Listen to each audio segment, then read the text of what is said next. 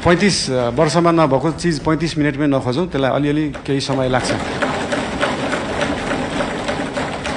आत्मविश्वास बढाउने भन्दा पनि देशलाई पैसा चाहिएको छ, पैसा बढाउनेतिर ध्यान गएको छ हाम्रो।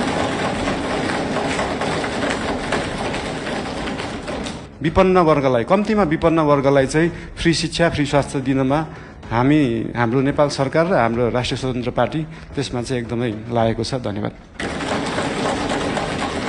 त्यो सहकारीको विषयमा पनि अहिले एउटा कोष खडा गरेको छ र बाहिर न्युजमा आए जस्तो नेपाल सरकारको पैसा गएको मात्रै जस्तो देखिन्छ। हामीले सहकारीबाट उठाएको पनि पैसा छ। अस्ति लास्ट विकको रिपोर्ट हेर्दाखेरि 3 करोड जस्तो सहकारीबाट उठाइएको थियो, 50-60 लाख जस्तो दिएको थियो। यसको मतलब सरकारको पैसा गइरहेको होइन, हामीले सहकारीहरूबाट उठाएरै उहाँहरू पीडितहरूलाई पैसा बाँड्ने हो। त्यसमा कुनै पनि कन्फ्युजन नराख्न अनुरोध गर्न चाहन्छु। धन्यवाद। उदाहरण एउटा दिन चाहन्छु। यो लिस्ट डेभलप कन्ट्रीबाट डेभलपिङ कन्ट्रीमा जाने अथवा डेभलपिङ कन्ट्रीबाट डेभलप कन्ट्रीमा जानेमा हाम्रै छिमेकी राष्ट्र चाइना चाहिँ अस्ति भर्खरै डेभलपिङबाट डेभलपमा गएको थियो, जबकि त्यो डेभलपमेन्टको पराकाष्ठा नागिसकेको देश हो त्यो।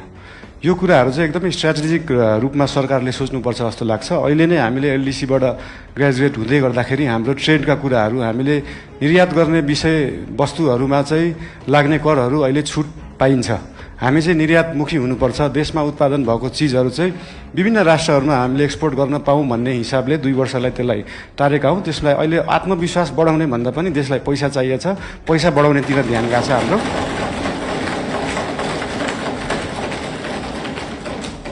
अनि गरिब विपन्नको कुरामा मैले पहिल्यैदेखि भन्दै आएको यो साम्यवाद, समाजवाद भनेको भाषणमा दिन एकदम सहज हुन्छ, मजा पनि आउँछ।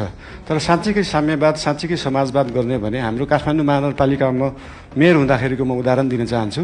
हामीले विपन्नलाई जुन प्राइभेट स्कुलमा 10% स्कलरसिप दिनुपर्छ, त्यसलाई इक्जाम लिएरै एकदमै मजाले लागू गरेका थियौँ। त्यहाँ चाहिँ विपन्नले एकदमै महँगा कलेजहरूमा पढ्न पाए। साँच्चीकै समाजवाद भने त्यो हो। र विभिन्न महँगा अस्पतालहरूमा पनि हाम्रो ऐन कानुन संविधान बमोजिम नै 10% बेड चाहिँ विपन्नलाई दिनुपर्छ भन्ने व्यवस्था थियो। त्यसको लागि हामीले वेबसाइट नै बनाएर प्राइभेट हस्पिटलहरूमा सर्जरीसम्म विपन्नलाई गराउने व्यवस्था गराएको थियौँ। त्यही हो समाजवाद, साम्यवाद भने चाहिँ त्यस्तो कुरालाई भनिन्छ। र यही 10% विपन्नलाई दिनुपर्ने कुराहरू, शिक्षा र स्वास्थ्यका कुराहरू हामी देशैभरि लागू गर्न खोज्दैछौँ। यसको लागि विभिन्न जिल्लाहरूमा, विभिन्न स्थानीय निकायहरूमा यसको लागि हामी सहकार्य गर्दै जानेछौँ। संविधानमा लेख्न त लेखियो फ्री शिक्षा, फ्री स्वास्थ्य, तर सरकारको बजेट त्यो छ कि छैन भन्ने कुरा सोचिएन। त्यही भएर अहिलेको लागि हामीले सबैलाई नभएर विपन्न वर्गलाई, कम्तीमा विपन्न वर्ग